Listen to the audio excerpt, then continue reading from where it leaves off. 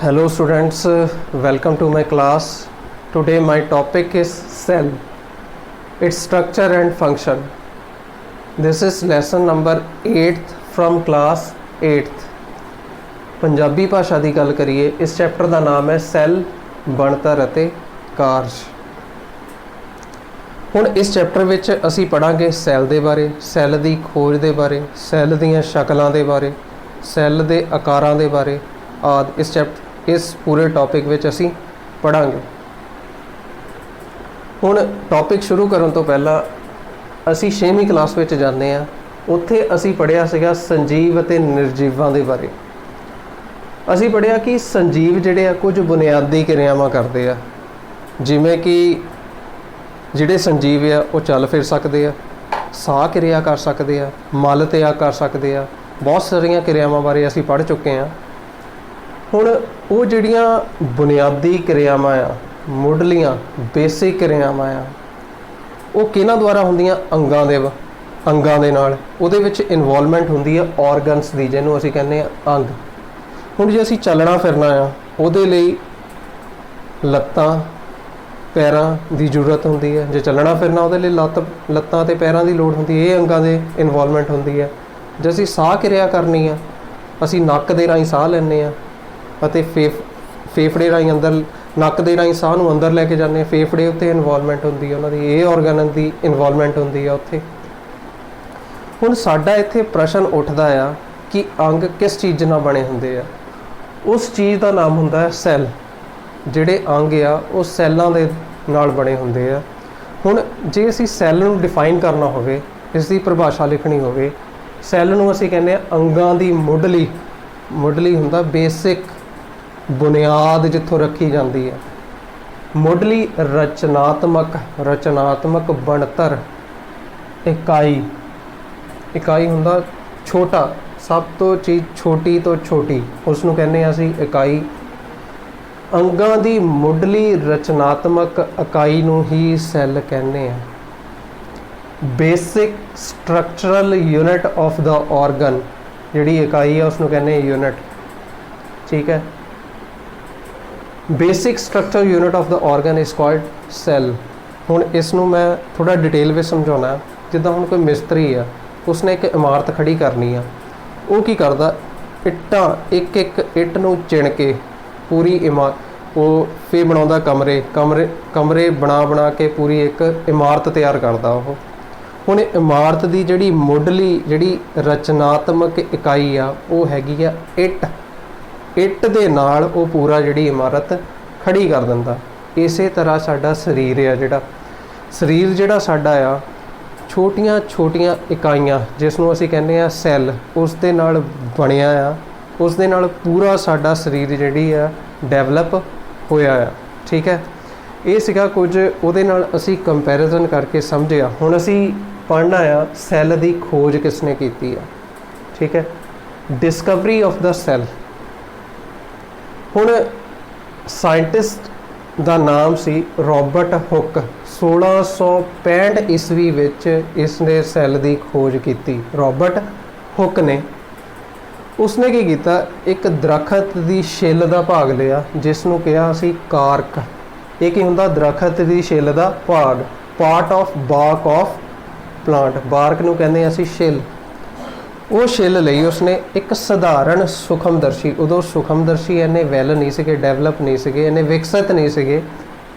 उसने की कीता, वो सूखमदर्शी दे थल्ले उसनूं रखिया। उसने देखिया कि उस दे विच 6 कोणी इदां दे स्ट्रक्चर नज़र आउंदे सीगे।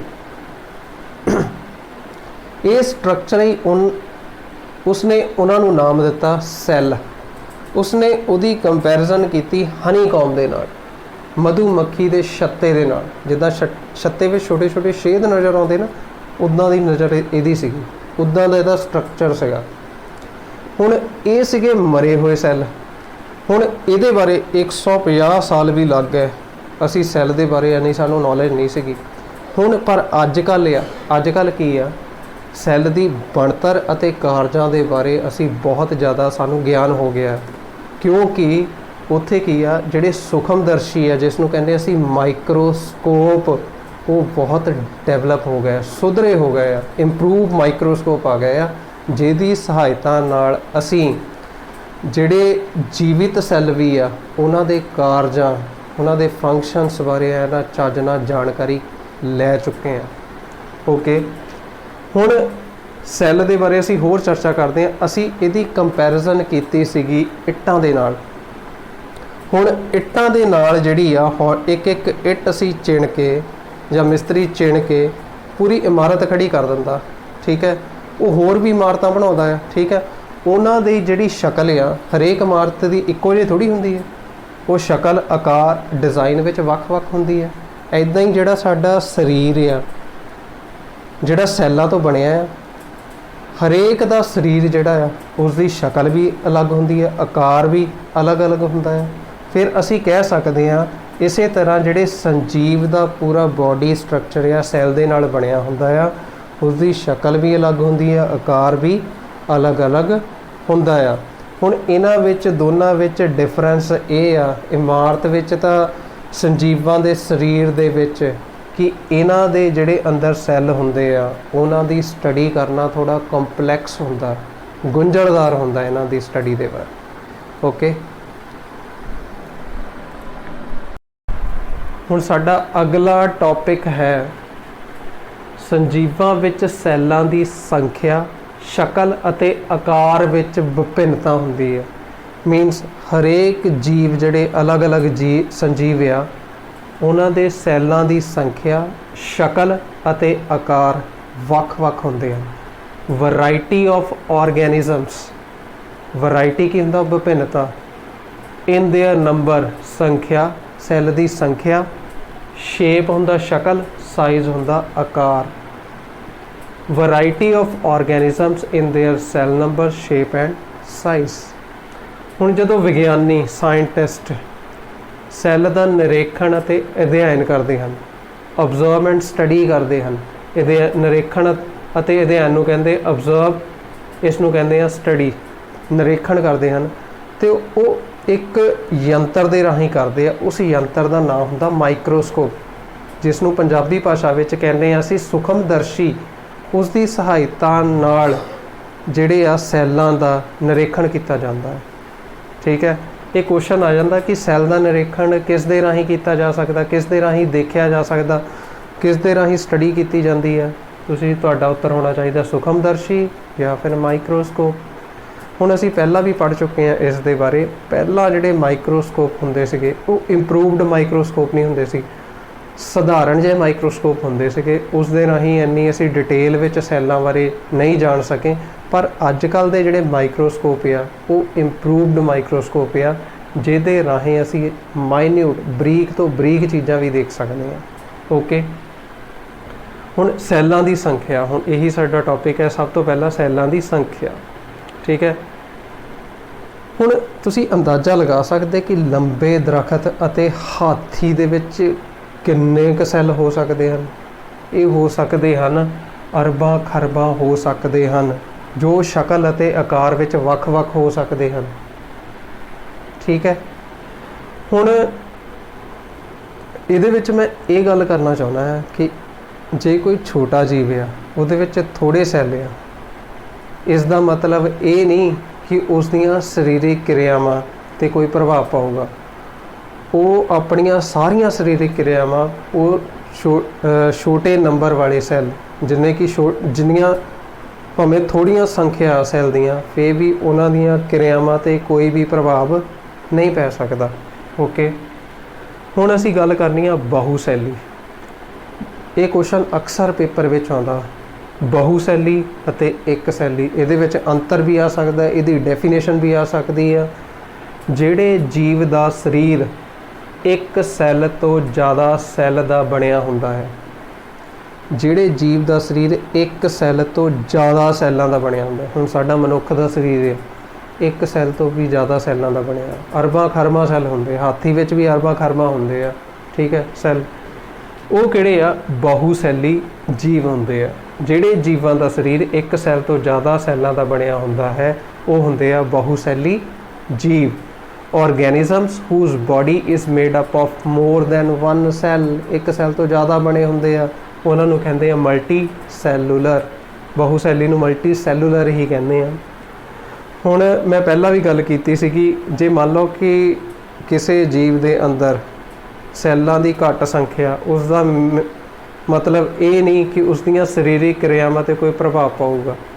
अरबां खरबां वाले जिन्ने भी जीव होंदे आ, इहदे विच एक इंपॉर्टेंट गल दसना चाहुंदा, जिद्दां हुण असीं मनुख हां, ठीक है, जां फिर हाथी आ जां कोई दरखत वड्डा आ, ਉਹਦਾ ਜਿਹੜਾ ਲਾਈਫ ਆ ਜਿਹੜੀ ਉਹਦੀ ਸਟਾਰਟ ਹੁੰਦੀ ਹੈ ਇੱਕ ਸੈੱਲ ਤੋਂ ਹੀ ਸਟਾਰਟ ਹੁੰਦੀ ਆ। ਫਿਰ ਉਹ ਵਾਲਾ ਸੈੱਲ ਜਿਹੜਾ ਆ ਅੱਗੇ ਵਿਕਸਿਤ ਹੋ ਕੇ ਹੋਰ ਸੈੱਲ ਬਣਦੇ ਆ, ਉੱਥੇ ਬਣਦੇ ਆ ਟਿਸ਼ੂ ਤੋਂ ਬਣਦੇ ਆ ਅੰਗ ਪੈਰ ਤੋਂ ਪੂਰਾ ਸਰੀਰ ਬਣਦਾ ਆ। ਹੁਣ ਪਹਿਲਾਂ ਇੱਕ ਜਿਹੜਾ ਇੱਥੇ ਗੱਲ ਕੀਤੀ ਅਰਬਾਂ ਖਰਬਾਂ ਸੈੱਲਾਂ ਵਾਲਾ ਜੀਵ ਇੱਕ ਸੈੱਲ ਤੋਂ ਸ਼ੁਰੂ ਹੁੰਦਾ ਆ। ਉਹ ਇੱਕ ਸੈੱਲ ਹੁੰਦਾ ਨਿਸ਼ੇਸ਼ਿਤ ਆਂਡਾ, ਇਸ ਬਾਰੇ ਅਸੀਂ ਰੀਪਰੋਡਕਸ਼ਨ ਵਿੱਚ ਪੜਾਂਗੇ। ਨਿਸ਼ੇਸ਼ਿਤ ਆਂਡਾ ਉਹ ਕੀ ਹੁੰਦਾ, ਇੱਕ ਸੈੱਲ। ਫਿਰ ਉੱਥੇ ਬਣਦਾ ਵਿਕਸਿਤ ਹੋ ਕੇ, ਜਦੋਂ ਵਿਕਸਿਤ ਹੁੰਦਾ ਇਹ, ਉੱਥੇ ਬਣਦਾ ਸੈੱਲਾਂ ਦਾ ਸਮੂਹ, ਉਹਨੂੰ ਕਹਿੰਦੇ ਅਸੀਂ ਟਿਸ਼ੂਸ। ਸੈੱਲਾਂ ਦੇ ਸਮੂਹ ਨੂੰ ਕੀ ਕਹਿੰਦੇ ਆ, ਟਿਸ਼ੂਸ। ਫਿਰ ਸੈੱਲਾਂ ਦਾ ਸਮੂਹ ਜਦੋਂ ਟਿਸ਼ੂਸ ਇਕੱਠੇ ਹੁੰਦੇ ਆ ਉਹ ਅੰਗ ਬਣਾ ਲੈਂਦੇ ਆ। अंग जो बन जाते हैं फिर पूरे शरीर का विकास हो जाता है, ठीक है। अगे पढ़ना असी एक सैली दे बारे इत्थे भी चर्चा की है।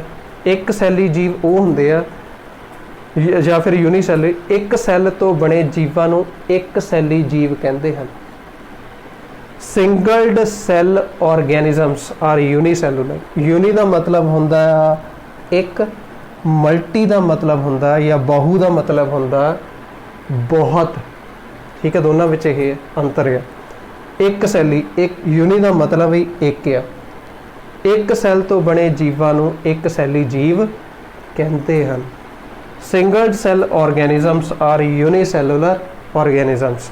इहदी जिहड़ी आ उदाहरण कदी कदी नाल पुछी जाती है कि एक सैली जीव बारे कोई उदाहरण दे दिओ। ਤੁਹਾਡਾ उत्तर होना चाहिए अमीबा बारे ਅਸੀਂ ਪਹਿਲਾਂ भी पढ़ चुके हैं। आ ਹੁੰਦੇ ਇਹਦੇ पैर ਜਿਹੜੇ आवासी पैर ਹੁੰਦੇ, ਜਿਹਨੂੰ ਕਹਿੰਦੇ ਅਸੀਂ सूडोपोडिया। ਇਹਦੇ ਅੰਦਰ ਇੱਕ ਸੈੱਲ ਇੱਕ ਕੇਂਦਰਕ ਹੁੰਦਾ।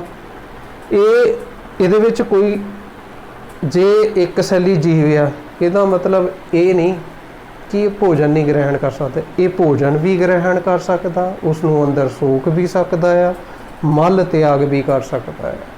ਹੁਣ ਸਾਡਾ ਸਰੀਰ ਜਿਹੜਾ ਆ ਬਹੁਸੈਲੀ ਆ, ਠੀਕ ਹੈ, ਸਾਡੇ ਵਿੱਚ ਵੀ ਇਹ ਸਾਰੀਆਂ ਕਿਰਿਆਵਾਂ ਹੁੰਦੀਆਂ। ਸਾਹ ਕਿਰਿਆ ਹੁੰਦੀ ਹੈ, ਇਹਦੇ ਵਿੱਚ ਵੀ ਸਾਰੀਆਂ ਕਿਰਿਆਵਾਂ ਹੋ ਸਕਦੀਆਂ ਇੱਕ ਸੈਲੀ ਹੋਣ ਦੇ ਬਾਵਜੂਦ ਵੀ, ਠੀਕ ਹੈ। ਇਹਦੀ ਇੱਕ ਹੋਰ ਐਗਜ਼ਾਮਪਲ ਆ ਪੈਰਾਮੀਸ਼ੀਅਮ, ਇਹਦੇ ਵਿੱਚ ਵੀ ਸਾਰੀਆਂ ਸਰੀਰਕ ਕਿਰਿਆਵਾਂ ਹੁੰਦੀਆਂ ਹਨ। ਓਕੇ, ਹੁਣ ਅਸੀਂ ਅੱਗੇ ਗੱਲ ਕਰਨੀ ਆ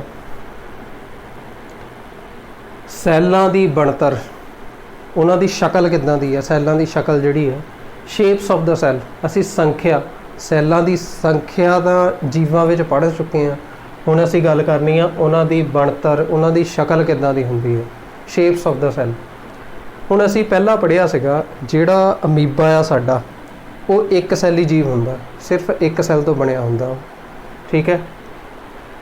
ਹੁਣ ਇਹਦੇ ਜਿਹੜੀ ਸ਼ਕਲ ਆ ਉਹ ਅਨਿਯਮਿਤ ਹੁੰਦੀ ਆ, ਇਰਰੈਗੂਲਰ ਸ਼ੇਪ। ਇਹ ਨਿਯਮਿਤ ਦਾ ਮਤਲਬ ਹੁੰਦਾ ਕੋਈ ਵੀ ਸ਼ੇਪ ਇਹ ਧਾਰਨ ਕਰ ਸਕਦਾ। ਇਹਦੇ ਅੰਦਰ ਜਿਹੜੇ ਹੁੰਦੇ ਆ ਆਲੇ ਦੁਆਲੇ ਜਿਹੜੇ ਹੁੰਦੇ ਆ ਉਹਨੂੰ ਕਹਿੰਦੇ ਲੰਬੀਆਂ ਉਭਾਰਾਂ, ਜਾਂ ਫਿਰ ਉਹਨਾਂ ਨੂੰ ਕਹਿੰਦੇ ਫਿੰਗਰ ਲਾਈਕ ਪ੍ਰੋਜੈਕਸ਼ਨਸ। ਇਹ ਜਿਹੜੀਆਂ ਫਿੰਗਰ ਲਾਈਕ ਪ੍ਰੋਜੈਕਸ਼ਨ ਲੰਬੀਆਂ ਉਭਾਰਾਂ ਹੁੰਦੀਆਂ ਆਹ ਵਾਲੀਆਂ, ਇਹਨਾਂ ਨੂੰ ਕਹਿੰਦੇ ਅਸੀਂ ਸੂਡੋਪੋਡੀਆ। ਜਿਹੜਾ ਸੂਡੋਪੋਡੀਆ ਹੁੰਦਾ ਫਿੰਗਰ ਲਾਈਕ ਪ੍ਰੋਜੈਕਸ਼ਨ, ਇਹ ਅਮੀਬਾ ਨੂੰ ਭੋਜਨ ਗ੍ਰਹਿਣ ਵਿੱਚ ਜਾਂ ਚੱਲਣ ਫਿਰਨ ਵਿੱਚ ਸਹਾਈ ਹੁੰਦਾ ਹੈ। ਇਸ ਦੇ ਰਾਹੀਂ ਅਮੀਬਾ ਜਿਹੜਾ ਭੋਜਨ ਗ੍ਰਹਿਣ ਕਰਦਾ ਤੇ ਚੱਲ ਫਿਰ ਸਕਦਾ ਹੈ। ਹੁਣ ਅੱਗੇ ਗੱਲ ਕਰਨੀ ਆ ਅਸੀਂ WBC। ਇਹ ਵੀ ਇੱਕ ਸਾਡੇ ਮਨੁੱਖ ਦੇ ਅੰਦਰ ਇੱਕ ਸੈੱਲੀ ਆ ਜਿਹਨੂੰ ਕਹਿੰਦੇ ਆ ਵਾਈਟ ਬਲੱਡ ਸੈੱਲ, ਸਫੇਦ ਰਕਤ ਕੋਸ਼ਿਕਾਵਾਂ। ਇਹਨਾਂ ਦੀ ਸ਼ੇਪ ਵੀ ਜਿਹੜੀ ਹੁੰਦੀ ਆ ਅਮੀਬਾ ਦੇ ਵਾਂਗੂ ਅਨਿਯਮਿਤ ਹੁੰਦੀ ਹੈ। ਠੀਕ ਹੈ, ਇਹਨਾਂ ਦੀ ਸ਼ੇਪ ਵੀ ਕੀ ਹੁੰਦੀ ਹੈ? ਇਰਰੈਗੂਲਰ ਸ਼ੇਪ। ਠੀਕ ਹੈ, ਤੇ ਇਹ ਅਸੀਂ 7ਵੀਂ ਜਮਾਤ ਵਿੱਚ ਪੜ੍ਹਿਆ ਸੀਗਾ। ਇਹ ਸਾਡੀ ਬਾਡੀ ਦੇ ਫਾਈਟਰ ਸੈੱਲ ਹੁੰਦੇ ਆ। ਜਦੋਂ ਵੀ ਕੋਈ ਗੈਰ ਜ਼ਰੂਰੀ ਚੀਜ਼ ਸਾਡੇ ਅੰਦਰ ਦਾਖਲ ਹੁੰਦੀ ਹੈ, ਇਹ ਹੋ ਜਾਂਦੇ ਆ ਐਕਟੀਵੇਟ, ਇਹ ਉਹਨਾਂ ਤੇ ਹਮਲਾ ਕਰਦੇ ਆ। ਇਹ ਕੀ ਆ? White blood cells. ਹੁਣ ਇਹਦੇ ਵਿੱਚ ਦੋਨਾਂ ਵਿੱਚ ਅੰਤਰ ਕੀ ਆ? ਅਮੀਬਾ ਤੇ ਵਾਈਟ ਬਲੱਡ ਸੈੱਲ ਵਿੱਚ ਇਹ ਫੁੱਲੀ ਜਿਹੜਾ ਇੱਕ ਵਿਕਸਿਤ ਜੀਵ ਆ, ਇਹ ਪੂਰੇ ਦਾ ਪੂਰਾ ਇੱਕ ਜੀਵ ਆ ਜਿਹੜਾ ਕਿ ਭੋਜਨ ਗ੍ਰਹਿਣ ਵੀ ਕਰ ਸਕਦਾ, ਮਲ ਤਿਆਗ ਵੀ ਕਰ ਸਕਦਾ, ਭੋਜਨ ਦਾ ਪਾਚਨ ਵੀ ਕਰ ਸਕਦਾ। ਜਿੱਦਾਂ ਅਸੀਂ ਪੜ੍ਹਿਆ ਸੀਗਾ ਮਨੁੱਖੀ ਪਾਚਨ ਪ੍ਰਣਾਲੀ ਦੇ ਅੰਦਰ ਮਨੁੱਖ ਪਾਚਨ ਕਿੱਦਾਂ ਕਰਦਾ, ਉਹਦੇ ਵਿੱਚ ਸਾਰਾ ਕੁਝ ਹੋ ਸਕਦਾ ਹੈ। ਇਹ ਫੁੱਲੀ ਇੱਕ ਵਿਕਸਿਤ ਜੀਵ ਆ, ਪਰ ਇਹ ਜਿਹੜਾ ਸਿਰਫ ਮਨੁੱਖ ਦੇ ਅੰਦਰ ਇੱਕ ਸੈੱਲ ਹੀ ਆ, ਜਿਹਨੂੰ ਕਹਿੰਦੇ ਫਾਈਟਰ ਆਫ ਦਾ ਬਾਡੀ, ਲੜਾਕੂ।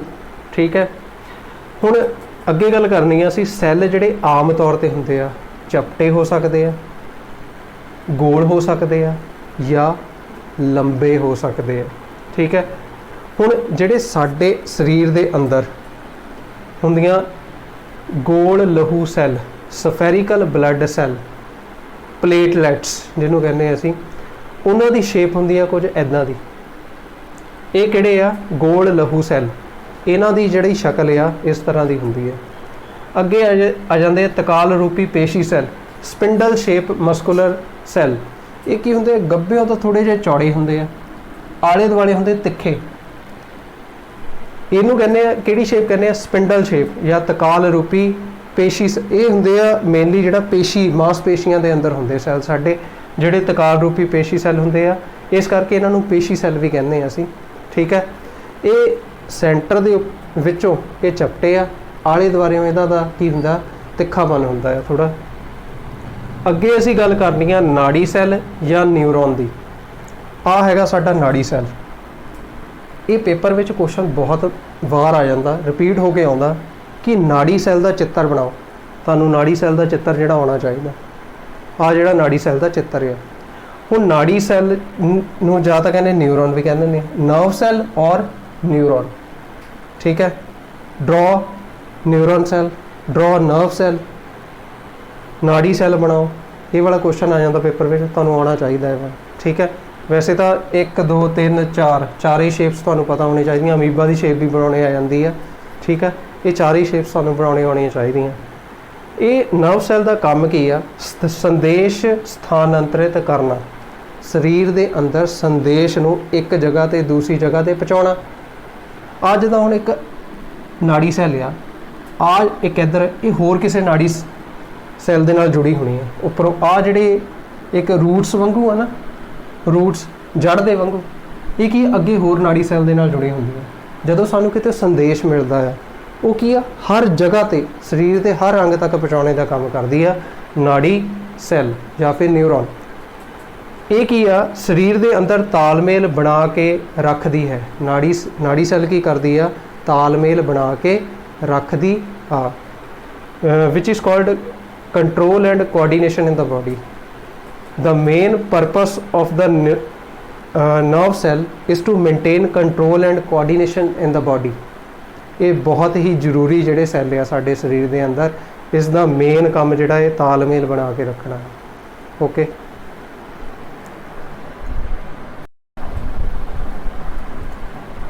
ਹੁਣ ਸਾਡਾ ਅਗਲਾ ਟੌਪਿਕ ਹੈ ਸੈੱਲਾਂ ਦਾ ਆਕਾਰ, ਸਾਈਜ਼ ਆਫ ਦਾ ਸੈਲਸ। ਸੈੱਲਾਂ ਦੀ ਸੰਖਿਆ, ਸ਼ਕਲ ਦੇ ਬਾਰੇ ਅਸੀਂ ਪੜ੍ਹ ਚੁੱਕੇ ਹਾਂ। ਹੁਣ ਅਸੀਂ ਪੜ੍ਹਨਾ ਸੈੱਲਾਂ ਦੇ ਆਕਾਰਾਂ ਦੇ ਬਾਰੇ। ਜਿਹੜੇ ਸੈੱਲ ਹੁੰਦੇ ਆ ਉਹਨਾਂ ਦਾ ਜਿਹੜਾ ਆਕਾਰ ਆ ਜਾਂ ਸਾਈਜ਼ ਆ 1 ਮੀਟਰ ਦੇ 1 ਲੱਖਵੇਂ ਹਿੱਸੇ ਦੇ ਬਰਾਬਰ ਹੋ ਸਕਦਾ ਆ। 1 ਮੀਟਰ ਲਈਏ, ਉਹਦਾ 1 ਲੱਖਵਾਂ ਹਿੱਸਾ ਉਨਾ ਸਾਈਜ਼ ਇਹਦਾ ਜਾਂ ਆਕਾਰ ਇਹਦਾ ਹੋ ਸਕਦਾ ਆ। 1 ਮੀਟਰ ਦੇ 1 ਲੱਖਵੇਂ ਹਿੱਸੇ ਨੂੰ ਕਹਿੰਦੇ ਆ ਅਸੀਂ ਮਾਈਕਰੋਮੀਟਰ ਜਾਂ ਫਿਰ ਮਾਈਕਰੋਨ। ਠੀਕ ਹੈ, ਇਹਨਾਂ ਦਾ ਸਾਈਜ਼ ਜਿਹੜਾ ਆਕਾਰ ਆ ਕੁਝ ਸੈਂਟੀਮੀਟਰ ਲੰਬਾ ਵੀ ਹੋ ਸਕਦਾ ਆ ਸੈੱਲਾਂ ਦਾ। ਜ਼ਿਆਦਾਤਰ ਜਿਹੜੇ ਆ ਸਾਡੇ ਸੈਲਸ ਉਹ ਸੂਖਮ ਹੁੰਦੇ ਆ, ਮਾਈਕਰੋ ਇਨ ਸ਼ੇਪ ਹੁੰਦੇ ਆ। ਇਹ ਸਿਰਫ ਮਾਈਕਰੋਸਕੋਪ ਦੀ ਸਹਾਇਤਾ ਨਾਲ ਹੀ देखे जा सकते हैं ਜਾਂ ਫਿਰ ਸੂਖਮਦਰਸ਼ੀ ਦੀ ਸਹਾਇਤਾ ਨਾਲ ਹੀ ਦੇਖੇ ਜਾ ਸਕਦੇ ਆ।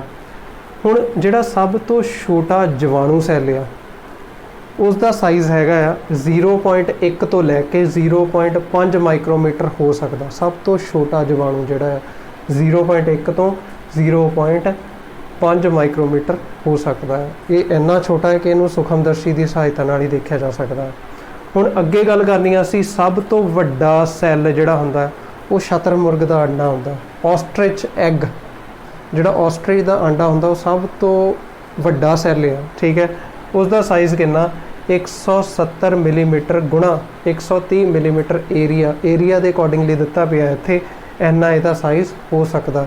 ਇਹਨੂੰ ਅਸੀਂ ਨੰਗੀ ਅੱਖ ਨਾਲ ਦੇਖ ਸਕਦੇ ਹਾਂ। ਮੋਸਟਲੀ ਜਿਹੜੇ ਜਿੰਨੇ ਵੀ ਸਾਡੇ ਸੈਲਸ ਆ ਉਸ ਨੂੰ ਨੰਗੀ ਅੱਖ ਨਾਲ ਨਹੀਂ ਦੇਖਿਆ ਜਾ ਸਕਦਾ, ਪਰ ਕੁਝ ਹੈਗੇ ਆ ਜਿਨ੍ਹਾਂ ਨੂੰ ਅਸੀਂ ਦੇਖ ਵੀ ਸਕਦੇ ਹਾਂ। ਹੁਣ ਇੱਕ ਅਸੀਂ ਉਦਾਹਰਨ ਹੋਰ ਲੈ ਲੈਂਦੇ, ਮੁਰਗੀ ਦਾ ਅੰਡਾ, ਉਹ ਵੀ ਇੱਕ ਸੈੱਲ ਹੀ ਆ, ਠੀਕ ਹੈ। ਹੁਣ ਤੁਹਾਡਾ ਕੰਮ ਕੀ ਹੈ, ਤੁਸੀਂ ਇੱਕ ਆਂਡੇ ਨੂੰ ਉਬਾਲਣਾ ਆ, ਠੀਕ ਹੈ। ਆਂਡੇ ਨੂੰ ਜਿੱਦਾਂ ਹੀ ਉਬਲ ਗਿਆ ਉਹਨੂੰ ਗੱਭਿਓਂ ਕੱਟ ਲੈਣਾ। ਹੁਣ ਇਹਦੇ ਦੋ ਭਾਗ ਹੁੰਦੇ ਆਂਡੇ ਦੇ, ਇੱਕ ਚਿੱਟਾ ਭਾਗ ਹੁੰਦਾ ਤੇ ਵਿਚਲਾ ਜਿਹੜਾ ਹੁੰਦਾ ਪੀਲਾ ਭਾਗ। ਜਿਹੜਾ ਵਾਈਟ ਭਾਗ ਹੁੰਦਾ ਚਿੱਟਾ ਸਫੇਦ ਭਾਗ ਉਹਨੂੰ ਕਹਿੰਦੇ ਅਸੀਂ ਐਲਬਿਊਮਿਨ। ਜਿਹੜਾ ਅੰਦਰੋਂ ਪੀਲਾ ਭਾਗ ਹੁੰਦਾ ਉਹਨੂੰ ਕਹਿੰਦੇ ਅਸੀਂ ਯੋਕ। ਕਦੀ ਕਦੀ ਪੇਪਰ ਵਿੱਚ ਕੁਐਸਚਨ ਆ ਜਾਂਦਾ ਕਿ ਆਂਡੇ ਦੇ ਸਫੇਦ ਭਾਗ ਨੂੰ ਕੀ ਕਹਿੰਦੇ ਆ, ਤੁਸੀਂ ਕਹਿਣਾ ਐਲਬਿਊਮਿਨ। ਆਂਡੇ ਦੇ ਪੀਲੇ ਭਾਗ ਨੂੰ ਕੀ ਕਹਿੰਦੇ ਆ, ਤੁਸੀਂ ਕਹਿਣਾ ਯੋਕ। ਜਿਹੜਾ ਯੋਕ ਆ ਰਿਚ ਇਨ ਪ੍ਰੋਟੀਨ ਹੁੰਦਾ, ਠੀਕ ਹੈ, ਓਕੇ। ਹੁਣ ਜੇ ਅਸੀਂ ਆਕਾਰਾਂ ਦੀ ਗੱਲ ਕੀਤੀ ਜਾਵੇ, ਹੁਣ ਹਾਥੀ ਦਾ ਆਕਾਰ ਬਹੁਤ ਵੱਡਾ ਹੁੰਦਾ ਪਰ ਚੂਹੇ ਦਾ ਆਕਾਰ ਬਹੁਤ ਛੋਟਾ ਹੁੰਦਾ। ਇਹਦਾ ਮਤਲਬ ਇਹ ਨਹੀਂ ਕਿ ਦੋਨਾਂ ਦੇ ਸੈੱਲ, ਜੇ ਚੂਹਾ ਛੋਟਾ ਇਹਦੇ ਸੈੱਲ ਵੀ ਛੋਟੇ ਹੋਊਗੇ, ਜਾਂ ਹਾਥੀ ਬੜਾ ਇਹਦੇ ਜਿਹੜੇ ਸੈੱਲ ਵੀ ਵੱਡੇ ਹੋਊਗੇ, ਪਰ ਇੱਦਾਂ ਨਹੀਂ ਹੋ ਸਕਦਾ। ਇਹਨਾਂ ਦੇ ਜਿਹੜੇ ਸੈੱਲ ਆ, ਜਿਹੜਾ ਨਾੜੀ ਸੈੱਲ ਦੀ ਅਸੀਂ ਗੱਲ ਕੀਤੀ ਜਾਵੇ, ਇਹ ਨਾੜੀ ਸੈੱਲ ਇਹਦੇ ਵਿੱਚ ਵੀ 19 ਹੁੰਦੀ ਆ ਤੇ ਇਹਦੇ ਵਿੱਚ ਵੀ 19 ਹੁੰਦੀ ਹੈ। ਨਾੜੀ ਸੈੱਲ ਗੱਭਿਓਂ ਥੋੜ੍ਹਾ ਜਿਹੀ ਸ਼ਾਖਾਵਾਂ ਵਾਲੀ ਹੁੰਦੀ ਹੈ ਇਹ, ਜਿਹੜੀ ਕਿ ਜਿਹੜਾ ਸੰਦੇਸ਼ ਆ ਪੂਰੀ ਬਾਡੀ ਵਿੱਚ ਸਥਾਨਾਂਤਰਿਤ ਕਰਦੀ ਹੈ। ਇਹ ਪਹਿਲਾਂ ਵੀ ਇਹਦੇ ਬਾਰੇ ਪੜ੍ਹ ਚੁੱਕੇ ਹਾਂ ਅਸੀਂ, ਓਕੇ। ਇਹ ਸੀਗਾ ਸੈੱਲਾਂ ਦੇ ਆਕਾਰਾਂ ਦੇ ਬਾਰੇ, ਓਕੇ। ਹੁਣ ਸਾਡਾ ਅਗਲਾ ਟੌਪਿਕ ਹੈ ਸੈੱਲ ਦੀ ਬਣਤਰ ਅਤੇ ਕਾਰਜ, structure and function of the cell. ਹੁਣ ਅਸੀਂ ਸੈੱਲਾਂ ਬਾਰੇ ਤਾਂ ਇੰਨਾ ਕੁਝ ਪੜ੍ਹ ਚੁੱਕੇ ਹਾਂ, ਹੁਣ ਇਹਨਾਂ ਦੇ ਕਾਰਜਾਂ ਬਾਰੇ ਥੋੜ੍ਹਾ ਪੜ੍ਹ ਲੈਂਦੇ ਹਾਂ। ਅਸੀਂ 7ਵੀਂ ਕਲਾਸ ਵਿੱਚ ਪੜ੍ਹਿਆ ਸੀਗਾ ਇਹ ਟੌਪਿਕ, ਪਾਚਨ ਅੰਗ। ਕਿਹੜੇ ਪਾਚਨ ਅੰਗ ਹੁੰਦੇ, ਮੂੰਹ, ਮੈਦਾ, ਵੱਡੀ ਆਂਦਰ, ਛੋਟੀ ਆਂਦਰ ਆਦਿ, ਹੋਰ ਬਹੁਤ ਸਾਰੇ ਪਾਚਨ ਅੰਗ ਹੁੰਦੇ ਆ। ਇਹ ਇਕੱਠੇ ਹੋ ਕੇ ਕੀ ਬਣਾਉਂਦੇ ਆ, ਮਨੁੱਖੀ ਪਾਚਨ ਪ੍ਰਣਾਲੀ, digestive system of the human, digestive system of human being, ਠੀਕ ਹੈ। ਹੁਣ ਇਹ ਜਿਹੜੇ ਜਿੰਨਾ ਵੀ ਇਹ ਵਾਲੇ ਅੰਗ ਮੈਂ ਲਿਖੇ ਆ, ਇਹਨਾਂ ਦੇ ਕਾਰਜ ਵੀ ਅਲੱਗ-ਅਲੱਗ ਆ, ਇਹਨਾਂ ਦੇ ਕੰਮ ਫੰਕਸ਼ਨਸ ਵੀ ਅਲੱਗ-ਅਲੱਗ ਆ, ਠੀਕ ਹੈ। ਹੁਣ ਜਿਵੇਂ ਕਿ ਇਹਨਾਂ ਦੇ ਕਾਰਜ ਕਿੱਦਾਂ ਦੇ ਹੋ ਸਕਦੇ, ਪਾਚਨ, ਸੋਖਣ, ਸਵੈ ਅੰਗੀਕਰਨ, ਡਾਈਜੈਸ਼ਨ। ਪਾਚਨ ਨੂੰ ਕੀ ਕਹਿੰਦੇ, ਡਾਈਜੈਸ਼ਨ। ਜਦੋਂ ਭੋਜਨ ਪਚਾਉਣ ਦੀ ਕਿਰਿਆ ਨੂੰ ਕਹਿੰਦੇ ਅਸੀਂ ਪਾਚਨ ਜਾਂ ਫਿਰ ਡਾਈਜੈਸ਼ਨ। ਹੁਣ ਅਗਲਾ ਆਉਂਦਾ ਸੋਖਣ, ਜਿਹੜਾ ਪਚਿਆ ਹੋਇਆ ਭੋਜਨ ਨੂੰ ਸੋਖਣਾ। ਇਹ ਛੋਟੀ ਆਂਦਰ ਵਿੱਚ ਹੁੰਦਾ ਭੋਜਨ ਦਾ ਸੋਖਣਾ। ਇਸ ਕਿਰਿਆ ਨੂੰ ਕੀ ਕਹਿੰਦੇ ਆ, ਅਬਜ਼ੌਰਪਸ਼ਨ। ਜਦੋਂ ਭੋਜਨ ਦਾ ਪੂਰਾ ਸੋਖਣ ਹੋ ਜਾਂਦਾ, ਐਬਜ਼ੌਰਬ ਹੋ ਜਾਂਦਾ ਸਮਾਲ ਇੰਟੈਸਟਾਈਨਸ ਵਿੱਚ ਭੋਜਨ, ਉਸ ਨੂੰ ਕਹਿੰਦੇ ਆ ਅਸੀਂ ਸੋਖਣ। ਅਗਲਾ ਅਸੀਂ ਪੜ੍ਹਿਆ ਸੀਗਾ ਸਵੈ ਅੰਗੀਕਰਨ। ਜਦੋਂ ਹੁਣ ਪਚਿਆ ਹੋਇਆ ਭੋਜਨ ਅਲੱਗ-ਅਲੱਗ ਭਾਗਾਂ ਤੱਕ ਪਹੁੰਚਾ ਦਿੱਤਾ ਜਾਂਦਾ ਸੀਗਾ, ਉਹਨੂੰ ਕਹਿੰਦੇ ਸੀ ਸਵੈ ਅੰਗੀਕਰਨ। When digested food is transported to all parts of the body, that process is called assimilation. ਇਹ ਅਲੱਗ-ਅਲੱਗ ਕਾਰਜ ਆ, ਠੀਕ ਹੈ। ਹੁਣ ਪੌਦਿਆਂ ਵਿੱਚ ਅਸੀਂ ਜੜ੍ਹ ਦੇ ਬਾਰੇ ਪੜ੍ਹਿਆ ਸੀਗਾ। ਇਸ ਦਾ ਕੀ ਕੰਮ ਸੀ, ਪਾਣੀ ਅਤੇ ਖਣਿਜ ਸੋਕਣਾ ਤੇ ਉੱਪਰ ਤੱਕ ਪੱਤੇ ਤੱਕ ਪਹੁੰਚਾਉਣਾ। ਹੁਣ ਪੱਤੇ ਦਾ ਕੀ ਕੰਮ ਸੀਗਾ, ਅੱਗੇ ਪ੍ਰਕਾਸ਼ ਸੰਸਲੇਸ਼ਣ ਕਰਨੀ, ਫੋਟੋਸਿੰਥੇਸਿਸ। ਪ੍ਰਕਾਸ਼ ਸੰਸਲੇਸ਼ਣ ਕਿਰਿਆ ਉਹ ਹੁੰਦੀ ਹੈ ਜਿਸ ਰਾਹੀਂ ਜਿਹੜਾ ਪੌਦਾ ਆ ਆਪਣਾ ਭੋਜਨ ਖੁਦ ਤਿਆਰ ਕਰਦਾ, ਜਿਸ ਨੂੰ ਪ੍ਰਕਾਸ਼ ਸੰਸਲੇਸ਼ਣ ਅਸੀਂ ਡਿਟੇਲ ਵਿੱਚ 7ਵੀਂ ਕਲਾਸ ਵਿੱਚ ਪੜ੍ਹ ਚੁੱਕੇ ਹਾਂ। ਹੁਣ ਇਹ ਤੋਂ ਅਸੀਂ ਇਹ ਕਹਿ ਸਕਦੇ ਹਾਂ ਜਿਹੜੇ ਸੈੱਲ ਆ ਉਹ ਬਣਾਉਂਦੇ ਆ ਟਿਸ਼ੂਸ। ਉਹ ਕੀ ਬਣਾਉਂਦੇ ਆ, ਟਿਸ਼ੂ। ਹੁਣ ਇਹ ਜਿਹੜੇ ਸੌਰੀ ਮੈਂ ਇੱਕ ਗੱਲ ਇੱਥੇ ਦੱਸਣੀ ਭੁੱਲ ਗਿਆ, ਇਹ ਜਿੰਨੇ ਵੀ ਅੰਗ ਆ ਇਹ ਕਾਹਦੇ ਬਣੇ ਹੁੰਦੇ ਆ, ਸੈੱਲਾਂ ਦੇ ਸਮੂਹ ਦੇ। ਸੈੱਲਾਂ ਦੇ ਸਮੂਹ ਨੂੰ ਅਸੀਂ ਕਹਿੰਦੇ ਆ ਟਿਸ਼ੂ। ਹੁਣ ਜਿਹੜੇ ਸੈੱਲ ਆ ਉਹ ਸੈੱਲਾਂ ਦੇ ਸਮੂਹ ਬਣਾਉਂਦੇ, ਅੱਗੇ ਵੱਖ-ਵੱਖ ਭਾਗਾਂ ਦੇ ਸੈੱਲਾਂ ਦੇ ਸਮੂਹ ਬਣਾਉਂਦੇ, ਜਿਹਨੂੰ ਕਹਿੰਦੇ ਅਸੀਂ ਟਿਸ਼ੂਸ ਅੱਗੇ ਜਾ ਕੇ ਅੰਗ ਬਣਾਉਂਦੇ ਆ। ਅੰਗ ਆ ਸਾਰੀਆਂ ਕਿਰਿਆਵਾਂ ਕਰਦੇ ਆ, ਮਨੁੱਖ ਵਿੱਚ ਵੀ ਤਾਂ ਪੌਦਿਆਂ ਵਿੱਚ ਵੀ। ਠੀਕ ਹੈ, ਹੋਪ ਅੰਡਰਸਟੂਡ। ਠੀਕ ਹੈ, ਮੈਨੂੰ ਹੁਣ ਇੱਥੇ ਲੱਗਦਾ ਕਿ ਸੈੱਲ ਦੇ ਅੰਦਰ ਡੀਪ ਤੱਕ ਅਸੀਂ ਪੜ੍ਹ ਚੁੱਕੇ ਹਾਂ ਵੀ ਇਹਦਾ ਕੀ ਕੰਮ ਕੀ ਆ। ਸੈੱਲ ਜਿਹੜੇ ਆ ਉਹ ਅੰਗ ਬਣਾਉਣ ਲਈ ਇੱਕ ਸਮੂਹ ਬਣਾਉਂਦੇ, ਪਹਿਲਾਂ ਸੈੱਲਾਂ ਦਾ ਸਮੂਹ ਵੱਖ-ਵੱਖ ਭਾਗਾਂ ਦੇ ਵਿੱਚ ਹੋ ਸਕਦਾ ਹੈ। ਠੀਕ ਹੈ, ਸੈੱਲਾਂ ਤੋਂ ਬਣਦੇ ਟਿਸ਼ੂਆਂ ਤੋਂ ਬਣਦੇ ਅੰਗ, ਫੇ ਹੁੰਦੀਆਂ ਸਾਰੀਆਂ ਸਰੀਰਕ ਕਿਰਿਆਵਾਂ।